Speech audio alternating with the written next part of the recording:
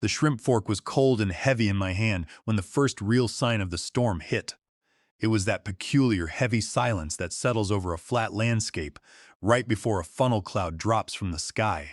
The grand ballroom of the hotel was a cavern of marble pillars, gilded molding, and crystal chandeliers that threw fractured light across the crowd. It was the kind of place where corporate egos were displayed as prominently as the custom cufflinks, and the expensive white wine flowed like water to keep the conversation polite. I was seated at table 9, right next to Walter Vance. Walter was the chief executive officer of Vanguard Logistics, a man whose quiet nod or firm handshake could seal a $54 million supply chain deal before dessert was served. I wore a plain black suit, tailored but unremarkable, with a collar neat enough to signal that I was there to work, not to socialize. My job was simple. I was there to ensure the complex logistics networks for Vanguard did not freeze up. But deep down, I had a strong feeling that this annual industry gathering would be my very last under the banner of Hampton and Miller. To the senior executives walking the floor, I was just an operations liaison. It is a title that carries about as much prestige as a safety manual, but it masked the true weight of my responsibilities. My name was buried deep on page 58 of a massive 450-page defense shipping contract, listed under the essential continuity provisions. In the corporate office, they referred to it as a key man clause. I preferred to think of it as my invisible ink. It was a detail nobody paid attention to until they were foolish enough to shine a bright light on it. And that night, I was prepared to be the one holding the lantern. I had been with Hampton and Miller for 15 years. I started back when the office relied on paper files and physical signatures, and when people still looked each other in the eye during meetings. I knew every route, every carrier, and every backup plan in the database. Every single Tuesday morning, I held standing coordination calls with the procurement leads at Vanguard Logistics. Every Friday afternoon, I sat at my desk, reviewing shipping redundancies, like a doctor checking vital signs, making sure we had secondary trucks ready if the weather turned bad. For years, my work saved our clients millions of dollars and kept the executive bonuses high. But gratitude is a short-lived commodity in the corporate world, especially when new management arrives. The shift started 10 months ago when Bradley was hired as our new vice president of operations. Bradley was the kind of executive who wore expensive loafers without socks, drank green juice during morning status meetings, and spoke in a constant stream of technology buzzwords. He referred to employees with more than a decade of experience as legacy assets, which was just a polite way of saying we were too expensive and needed to be replaced. Bradley did not know who drafted the service-level agreements that kept our trucks moving. He did not care that I had personally saved the Vanguard account years ago when a winter storm stranded our cargo in the mountains. He only saw a salary line on a spreadsheet that he wanted to delete to make his quarterly budget look clean. The campaign to push me out was slow and quiet. First, Donna from the billing department was let go without a word. Then Julian, our senior systems manager, was restructured out of his job on a random Thursday afternoon. Soon after, my access permissions for the internal databases began to disappear, one folder at a time. The human resources staff stopped replying to my emails about system access. Even the weekly breakfast order was reduced, a petty reminder that my presence was no longer valued. It was a classic corporate strategy of making someone feel invisible until they finally gave up and resigned. But I had no intention of leaving quietly. I had printed out the entire contract, highlighted clause 25.2 in bright yellow ink, and kept it in my leather bag. It was a digital landmine, and I was just waiting for Bradley to step on it. Looking around the room, I could see the division in our company. On one side were the people who had built the business, resolving shipping crises and monitoring warehouse capacity. On the other side were Bradley's new hires, young managers who spent their time creating colorful slide decks. They looked at the veterans like me as if we were dinosaurs, obstacles to the automated future they wanted to build. But they did not understand that the software they relied on was only as good as the database structures we had spent 15 years maintaining. I watched Bradley walk through the crowd, laughing loudly and shaking hands with board members. He had spent the last 10 months taking credit for the stability of our operations while dismantling the team that kept the system running. He believed that he was the architect of our success, when in reality he was just a passenger on a ship we had built. He did not see the cracks in the foundation because he only cared about the view from the deck. Mr. Vance leaned toward me, his glass of bourbon sweating in the warm air of the ballroom. He was watching Bradley too, his eyes cool and analytical. He asked me how our transition to the new tracking system was going. I told him the truth, explaining that we were experiencing integration issues with the older database structures, but that my team was working to resolve them. Mr. Vance nodded slowly. He knew the value of honest reporting, and he knew that in our industry, a single error could cost millions of dollars in penalties and delays. As the band began to play a waltz, the servers started bringing the main courses. The food was expensive but poorly prepared, the steak tough and the vegetables cold. It was a fitting metaphor for the current state of Hampton and Miller, beautiful on the outside but lacking substance within. I picked at my dinner, my mind focused on the document in my bag. I knew that the decision had already been made, that my name had been marked for deletion weeks ago. I was just waiting for the executive team to find the courage to tell me. I had spent 15 years being the quiet, reliable worker who kept the lights on. Tonight, I was going to show them what happens when the lights go out. Looking back, the warning signs had been mounting for months, but I had chosen to focus on the work. When you spend 15 years keeping a logistics network alive, you learn to ignore the background noise of the office. But Bradley was not noise, he was a deliberate threat. He believed that the entire operation could be run by automated software and cheaper junior staff who did not know the difference between a customs delay and a shipping manifest. During my first one-on-one meeting with him, he spent 20 minutes showing me his vision for a paperless, automated scheduling system. He did not ask how we handled the specialized military shipping containers for Vanguard Logistics, or what we did when the port authorities in Seattle went on strike. He just kept repeating the word optimization like it was a magic spell. I knew the reality of our business. Our clients did not pay us for software. They paid us for dependability. They paid us because when a shipment of critical components was stuck at the border, they could call my direct line at 3 in the morning and know that I would resolve the issue before sunrise. I had built those relationships over 15 years of hard work. I had earned the trust of Mr. Vance and his entire team by being the steady hand in every crisis. But Bradley did not value trust. He valued metrics that could be displayed on a slide deck during board meetings. When Donna was escorted out of the building by security, the office went cold. She had been the head of billing for 12 years, a woman who knew exactly which clients paid on time and which ones required constant follow-up. Her desk was cleared of her family photos before lunch, and Bradley sent a company-wide email praising the efficiency of our new automated invoicing portal.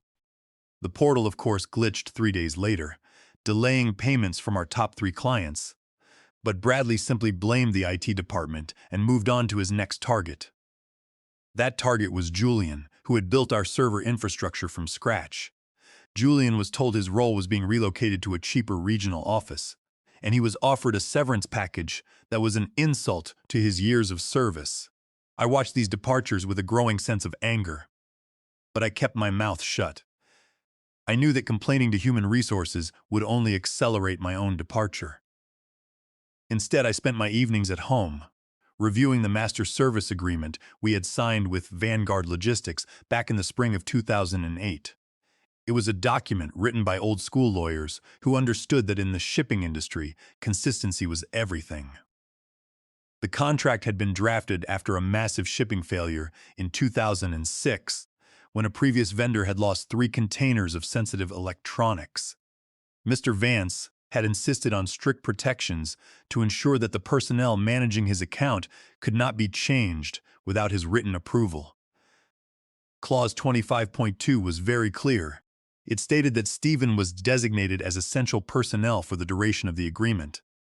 It explicitly noted that my removal from the project, whether through resignation or termination, would constitute a material breach of the entire contract, unless Vanguard Logistics provided prior written consent. The clause had been added because Mr. Vance knew that I was the only person who understood the complex tracking systems and routing protocols that kept his supply chain moving. I kept a printed copy of that page in my desk, a silent shield against the ambition of a vice president who did not read the fine print. As the months went on, the isolation became more obvious. I was excluded from the weekly operations review meetings. My calendar invitations for the Vanguard project status calls began to disappear. I would ask Bradley about these changes, and he would give me a patronizing smile and say they were testing a leaner meeting structure to improve productivity. He actually told me that my time was too valuable to be spent in meetings, even as he hired 2 junior analysts to take over my daily tracking reports. I knew what he was doing, but I also knew he had no idea what was written in the contracts he was supposed to manage. He was so focused on clearing out the senior staff that he never bothered to check the legal foundations of the accounts he was trying to optimize. I remembered the database crisis of 2006 like it was yesterday. The old system had crashed during the peak holiday shipping season, and the company was facing hundreds of thousands of dollars in daily penalties. The senior executives had panicked, calling in expensive outside consultants who spent 3 days arguing about the cause of the failure. I was a junior administrator back then, but I stayed in the server room for 48 hours straight, manually rebuilding the database tables and restoring the system link by link. When the connection finally went green, the executive shook my hand and promised that I would always have a place at the firm. But executive promises have an expiration date, and that date had long since passed. Now the office was filled with people who did not remember the work that had gone into building the network. They saw our stable systems as a natural resource that required no effort to maintain. They did not understand that the stability was the result of constant monitoring, regular upgrades, and 15 years of accumulated knowledge. Bradley believed that he could replace me with an automated script and a junior engineer who was willing to work for half my salary. He did not realize that when a system fails, a script cannot call a port authority director or negotiate a customs clearance. He was about to learn that in the world of logistics, the human element is the only one that truly matters. The dinner at the industry gala was progressing slowly, a long procession of cold salads and dry chicken that did not match the expensive price of the tickets. Walter Vance sat beside me, slowly cutting his steak and talking about the challenges of the new shipping regulations. He was a practical man, a former cargo pilot who had built Vanguard Logistics into a regional powerhouse. He did not care for corporate buzzwords or empty promises. He valued clear communication and hard data, which was why we had gotten along so well for over a decade. He asked me about our upcoming winter shipping schedule, and I answered him with the quiet confidence of someone who had already mapped out the backup routes through the mountain passes. Across the room, Bradley was holding court at the head table. He was surrounded by junior managers and consultants, his laughter loud enough to carry over the sound of the string quartet. He was gesturing wildly, showing off his expensive watch and explaining his plans for the digital transformation of Hampton and Miller. He did not look at our table once. He had ignored my presence since the cocktail hour, treating me as if I were already a ghost. I watched him and felt a strange sense of calm. I knew that he believed he was in complete control, that his corporate maneuvers had successfully cornered me. He did not realize that he had already walked into the trap. It happened right as the waiters were clearing the main course plates. The phone in my pocket vibrated, a long, steady buzz that indicated an internal message. I reached into my jacket, pulled out the device, and looked at the screen. The message was from Bradley, sent at exactly 9:12 in the evening. It was brief and lacked any professional courtesy. It stated that my services were no longer required at Hampton and Miller, and that I was to report to the Human Resources office on Monday morning to pack up my personal belongings. There was no explanation, no mention of my 15 years of service, and no name at the top. It was a digital pink slip sent during a public dinner. I did not feel my heart rate increase. I did not gasp or show any sign of anger. I simply stared at the screen for 4 seconds, letting the cold reality of the message settle in. Then, Without saying a word, I turned the phone toward Walter Vance and placed it on the white tablecloth between us. Walter stopped his glass of water halfway to his mouth. He looked down at the screen, his eyes scanning the brief message. His face did not change expression, but I saw his jaw tighten slightly. He set his glass down on the table, wiped his hands on his linen napkin, and turned to look at me. "Is this what I think it is?" Walter asked, his voice low and steady. I nodded, slowly stating that it appeared my tenure with the company was being brought to an abrupt end. Walter did not hesitate. He reached into his pocket and pulled out his own phone. He typed a message with deliberate, steady movements of his thumbs. He did not ask for my input, and he did not look up until he was finished. He then showed me the screen. The message was addressed directly to Bradley. It read, "I believe you just terminated our master service agreement as well.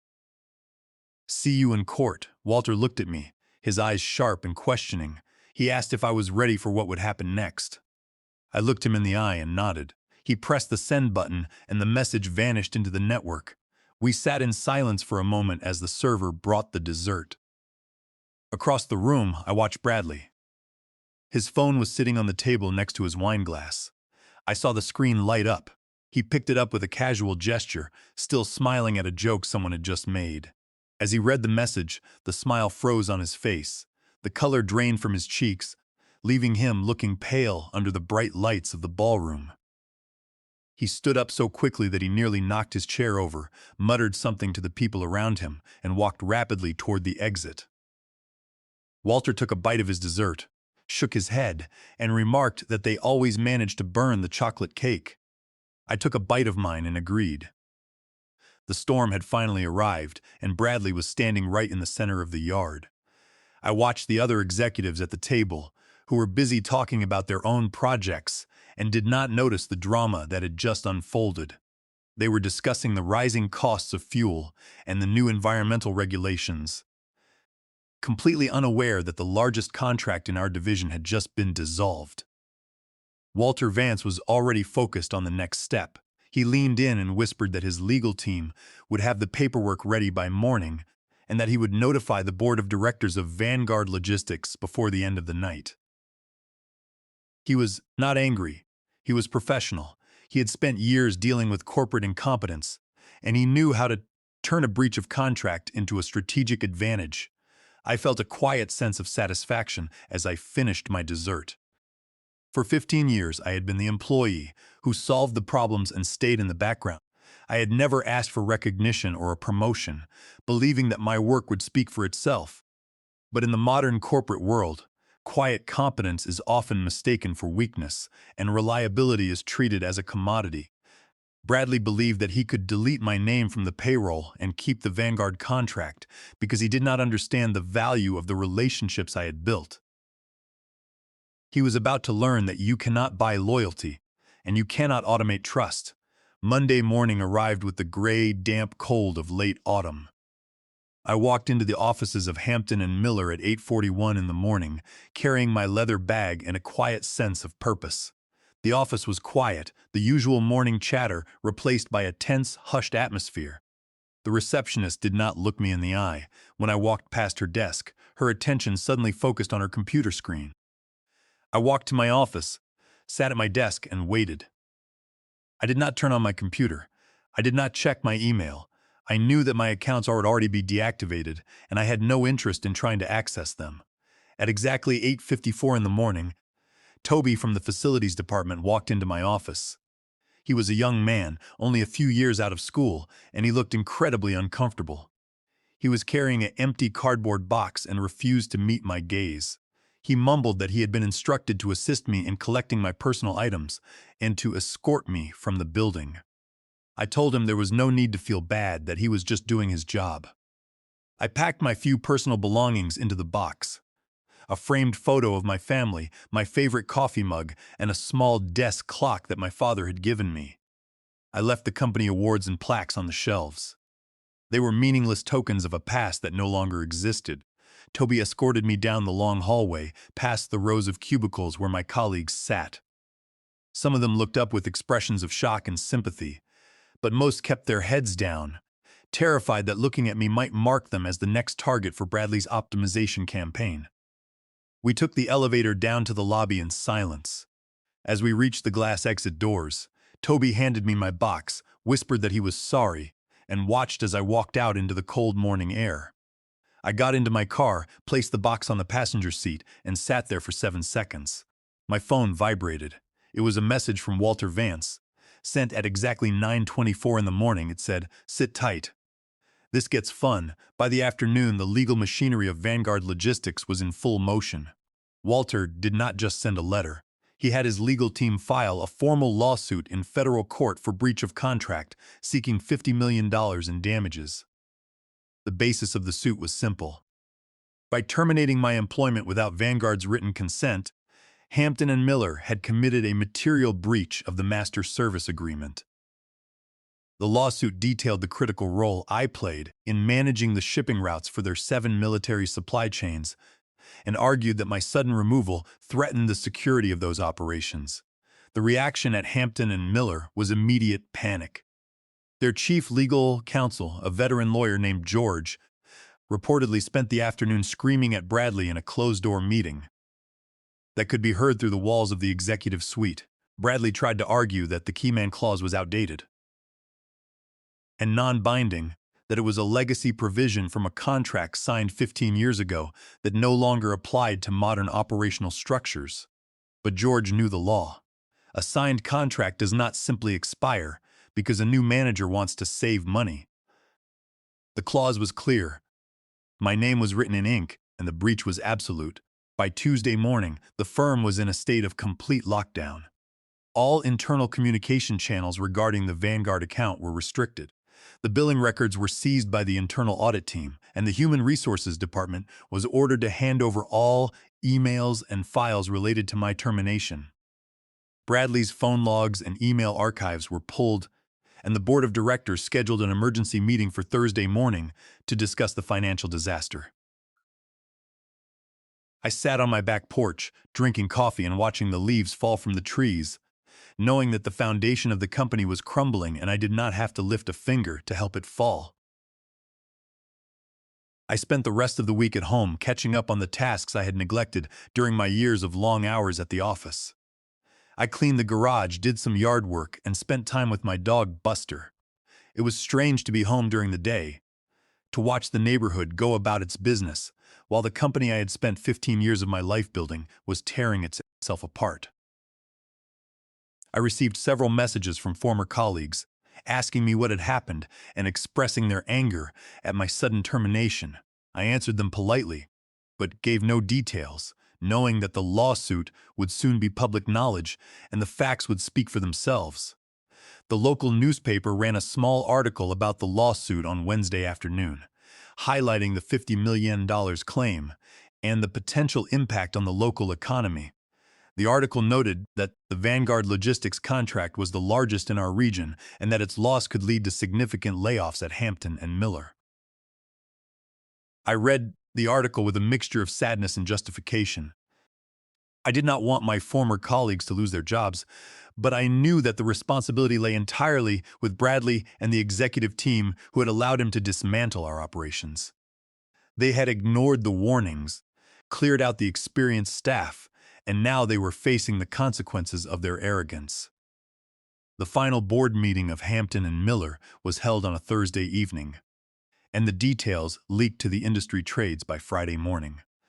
The board members representing several large investment funds were not interested in Bradley's explanations of synergy or restructuring.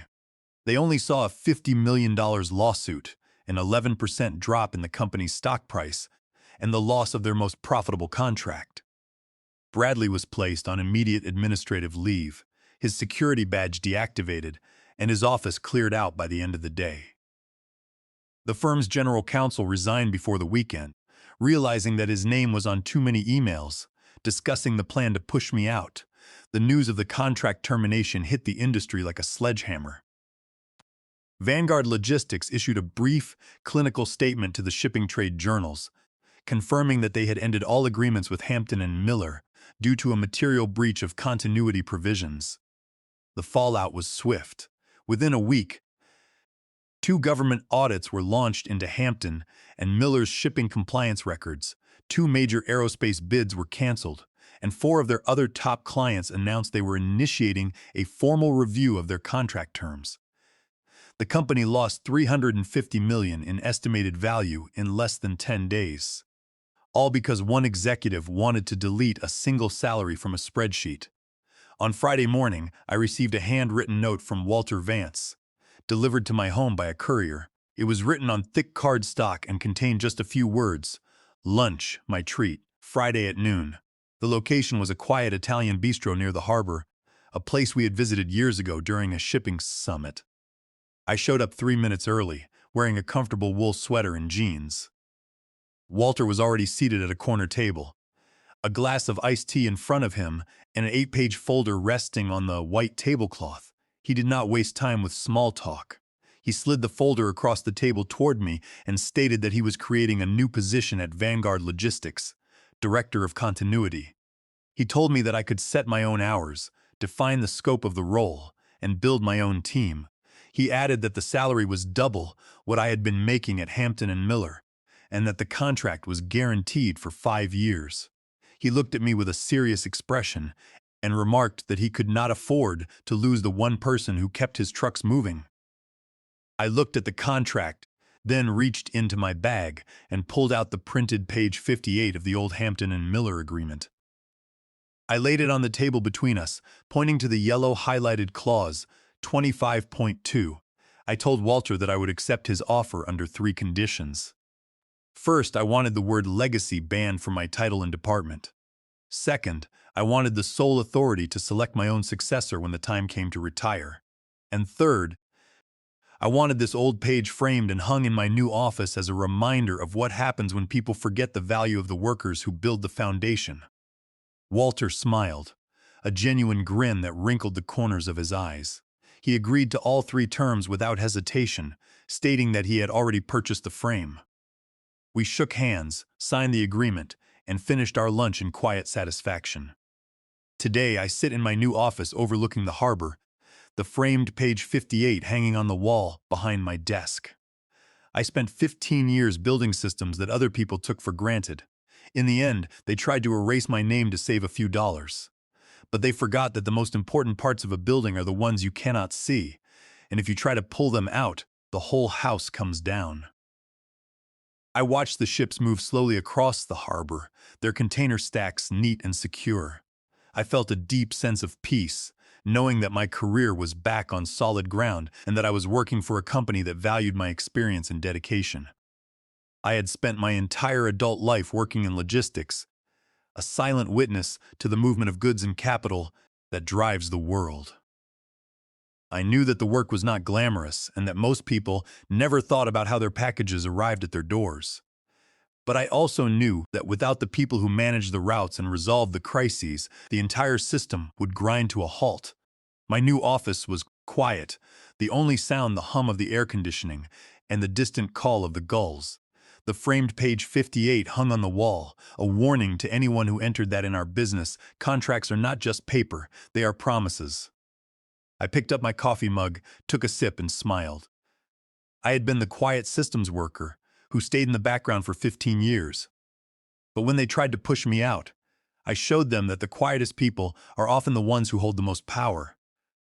I was ready to start my new role, on my own terms, and build a team that would keep the trucks moving for another 15 years.